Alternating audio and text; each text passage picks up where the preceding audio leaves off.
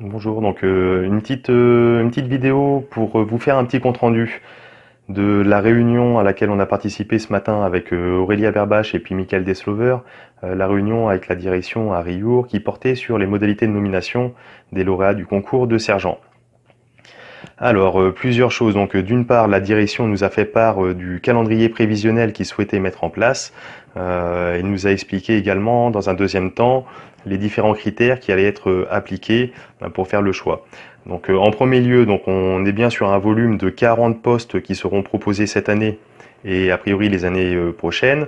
Le calendrier prévisionnel qui nous a été proposé est le suivant.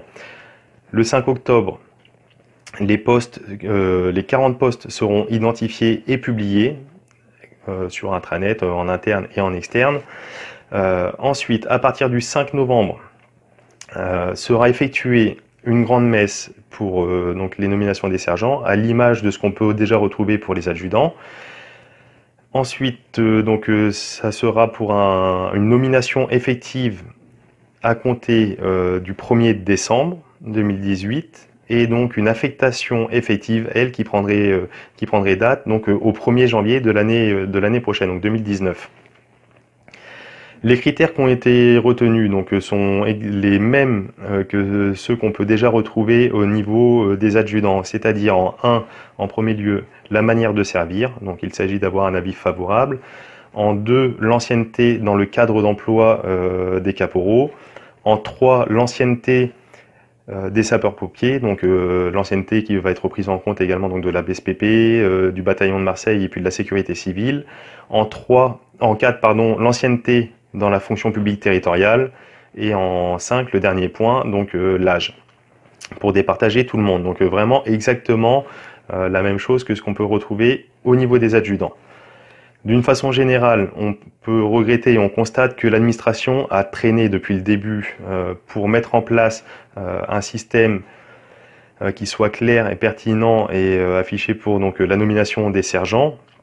On peut regretter également qu'il n'y a pas de FAE de prévu pour cette année. On a posé la question une nouvelle fois, donc la réponse qui nous a été donnée, c'est que ça sera prévu donc pour l'an prochain.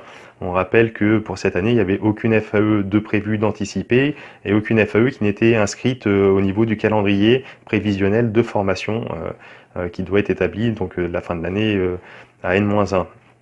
Donc on sera vigilant sur ce point pour que la FAE soit inscrite sur ce calendrier prévisionnel donc qui se tiendra pour 2019.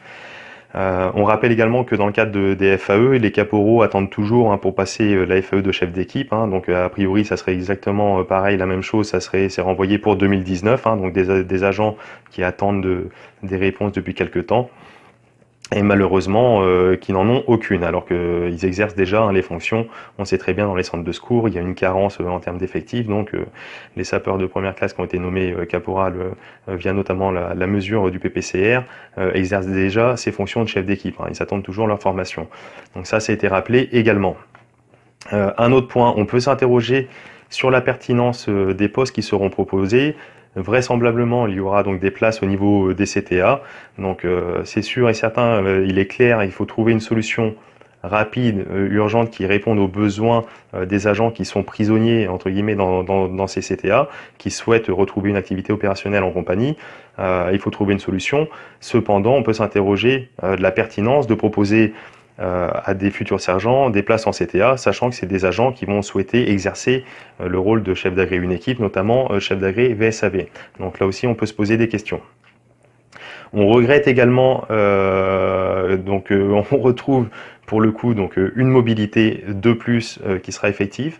Donc ça fait une mobilité pour la nomination, donc une mobilité, donc un poste effectif forcément au niveau du recrutement, une mobilité souvent souhaitée qui intervient après le recrutement pour des agents qui souhaitent intégrer un centre de secours, soit pour un rapprochement familial, soit pour viser un centre de secours qui a une activité opérationnelle qui corresponde aux attentes des agents.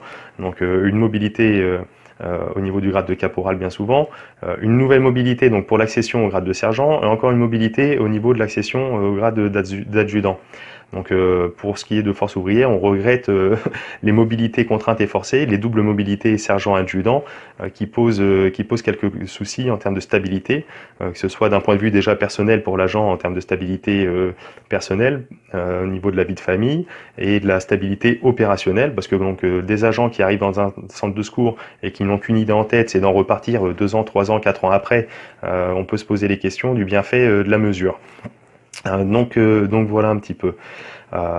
Pour ce qui est de Force ouvrière, nous continuerons à être vigilants donc sur l'ensemble des points. Nous serons présents au niveau des instances du CT et de la CAP pour suivre l'ensemble des dossiers, des avancements des agents.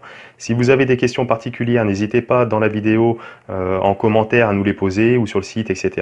Et on verra pour vous y répondre le plus rapidement possible. Voilà. Je souhaiterais simplement terminer avec un petit mot pour exprimer tout mon soutien, toute ma compassion, ma tristesse suite au décès du première classe Geoffroy Henry au niveau de la BSPP, ainsi que donc tout mon soutien au niveau des familles, des proches, des camarades qui ont été également blessés et choqués. J'ai une attention particulière, sachant que j'ai eu le plaisir moi-même d'y exercer pendant de nombreuses années. Donc je voulais simplement exprimer tout simplement l'ensemble, tout mon soutien au niveau des collègues et des proches du première classe Geoffroy Henry. Voilà, donc je vous remercie pour votre attention et je reprendrai plusieurs fois, je pense, ce format de vidéo pour vous transmettre des informations. On continuera de le faire également comme on le fait d'habitude par tract, sur le site internet, par le Facebook, les réseaux sociaux, etc. Et on le fera également de plus en plus par vidéo. Donc je vous remercie et à très bientôt.